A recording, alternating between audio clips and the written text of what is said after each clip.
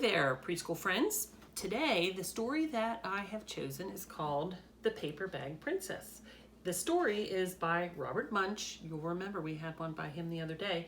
And the pictures are by Micahel Martchenko.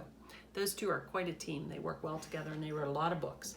But this one is called The Paper Bag Princess. So I wonder what's going to happen in this story today. The picture should tell you. Looks like there's a dragon going to be in this story today. Let's see. The Paper Bag Princess. Elizabeth was a beautiful princess. She lived in a castle and had expensive princess clothes. She was going to marry a prince named Ronald. Unfortunately, a dragon smashed her castle, burned all her clothes with his fiery breath, and carried off Prince Ronald. Elizabeth decided to chase the dragon and get Ronald back. She looked everywhere for something to wear, but the only thing she could find that was not burnt was a paper bag. So she put on the paper bag and she followed the dragon. He was easy to follow because he left a trail of burnt forests and horses' bones. Finally, Elizabeth came to a cave with a large door that had a huge knocker on it. She took hold of the knocker and she banged on the door. The dragon stuck his nose out the door and said, "Well, a princess. I love to eat princesses, but I have already eaten a whole castle today. I'm a very busy dragon. Come back tomorrow." And he slammed the door so fast that Elizabeth almost got her nose caught. Elizabeth grabbed the knocker and banged on the door again. The dragon stuck his nose out of the door and said, "Go away. I love to eat princesses, but I have already eaten a whole castle today. I'm a very busy dragon. Come back tomorrow." "Wait!" shouted Elizabeth.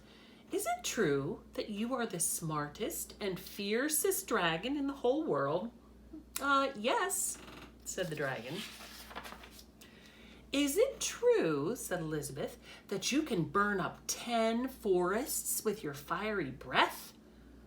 "Oh, yes," said the dragon, and he took a huge deep breath. And then he breathed out so much fire that he burnt up 50 forests. "Fantastic," said Elizabeth. And the dragon took another huge breath and breathed out so much fire that he burned up 100 forests. "Magnificent," said Elizabeth. And the dragon took another huge breath, but this time nothing came out. The dragon didn't even have enough fire left to cook a meatball. Elizabeth said, "Dragon, is it true that you can fly around the world in just 10 seconds? "Why, yes," said the dragon, and he jumped up and flew all the way around the world in just 10 seconds. He was very tired when he got back, but Elizabeth shouted, "Fantastic! Do it again!" So the dragon jumped up and flew around the whole world in just 20 seconds. When he got back, he was too tired to talk, and he lay down and went straight to sleep. Elizabeth whispered very softly, "Hey, dragon." The dragon didn't move at all. She lifted up the dragon's ear and put her head right inside. She shouted as loud as she could, "Hey, dragon!" The dragon was so tired, he didn't even move. Elizabeth walked right over the dragon and opened the door to the cave. There was Prince Ronald. He looked at her and said, "Elizabeth, you are a mess.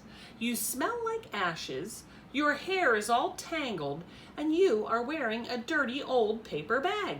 Come back when you are dressed like a real princess."